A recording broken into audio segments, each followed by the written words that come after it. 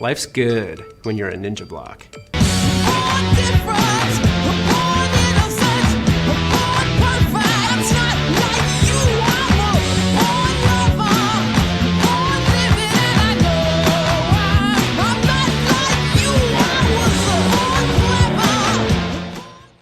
Last week I seem to have offended a subset of my audience, and for that I would like to unreservedly apologise. You see, when trying to talk about how outdated and obsolete the idea of crunch game development is, I said it was the year 2016, just highlighting in a rhetorical sense that we should have moved past that. What I didn't realise was that memes have told the internet that that is bad, saying, you know, that it's the modern era when discussing something outdated and obsolete. It's the current year argument, apparently. And I didn't realise that memes had done what memes do and boiled down a rhetorical point into a two-word sentence that automatically undermines everything you were trying to say, even if you've done a 13-minute video. To the point where one person said that the moment I said it, they stopped watching, which, to be honest, is their loss. But I will say sorry because I did not realise memes told us it was bad.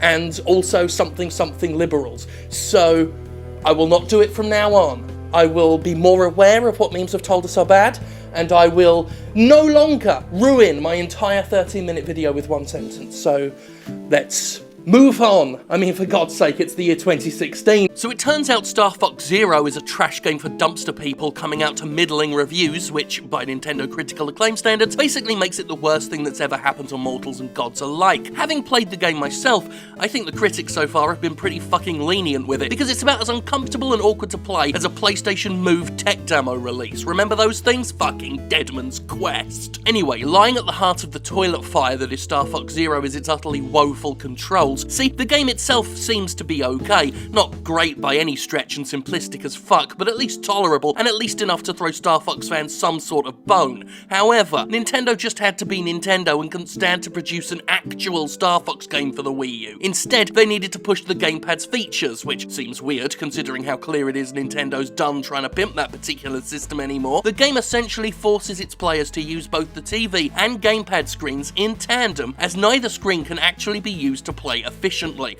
The TV has a view of the ship and its surroundings, while the gamepad features the cockpit view in first person. The TV view is at a terrible angle, which makes it almost impossible to line up shots with a misleading, skewed targeting reticle. Meanwhile, the gamepad view is so restricted and focused on what's directly in front of your ship that you simply cannot be aware of your surroundings. Add to that a wholly unintuitive control screen in which the left and right movement sticks must be flicked around and double tapped to perform evasive maneuvers, not to mention the gyroscope, which is in constant need of recalibration, being the only aiming method. You've got yourself a clumsy, utterly cat-counted mess to try and play. This is before we even talk about the fucking Chicken Walker mech stages, which takes everything bad about the regular ship missions and turns all the settings up to milky anal infection. And why, pray tell? Why did Nintendo see fit to take a game that should be an easy win, a solid Star Fox modernization with all the benefits of modern gameplay, and try to reinvent the wheel with it so desperately that it spun right off the car? Because it had to have something new.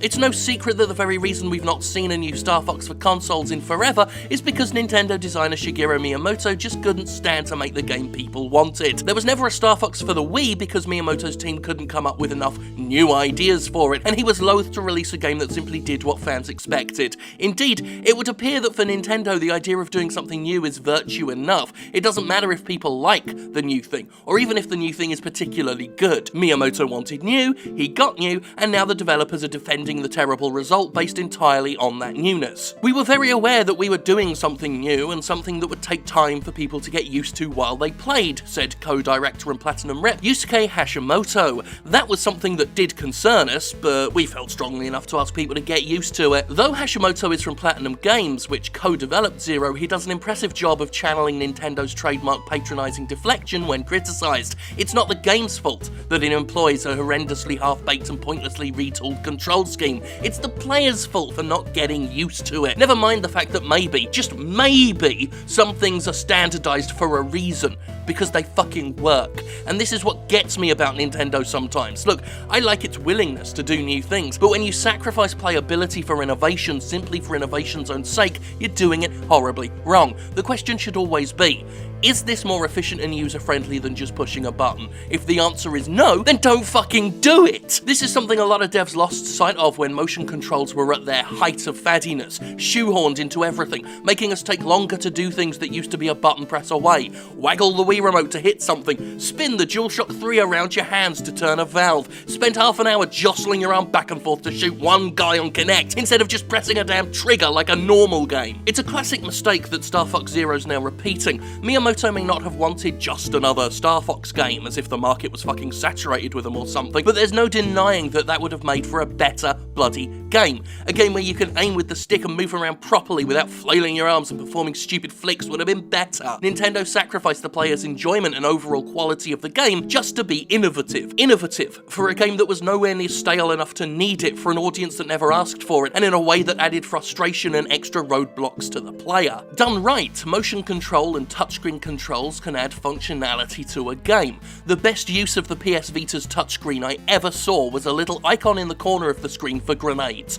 That was it. Just tap it with your thumb and throw a grenade. It was conveniently placed and gave a kind of a button for a command that's hard to map otherwise for a handheld shooter game. Subtle, but effective. Expanding, rather than restricting controls. It's not as impressive as being able to say you've completely overhauled a game's input scheme, but I'll tell you what, it was better than anything Nintendo's ever tried to do to make motion controls and touchscreens a mandatory, overbearing part of a game's equation. Whether it's using the stylus for fucking everything to the point of the interface itself being confused in Spirit Tracks, or making players waggle the gamepad to perform simple jumps in Mario where a jump button would be better. Nintendo has a habit of making things more inconvenient for no other reason than just to show off, to demonstrate tech that's been well demonstrated by now. And the worst part about it is that what Nintendo's doing is admirable at its heart. In an industry so content to sit on its laurels and churn out the same old shit every year, I should be applauding Nintendo for its efforts to remain fresh. The problem is that not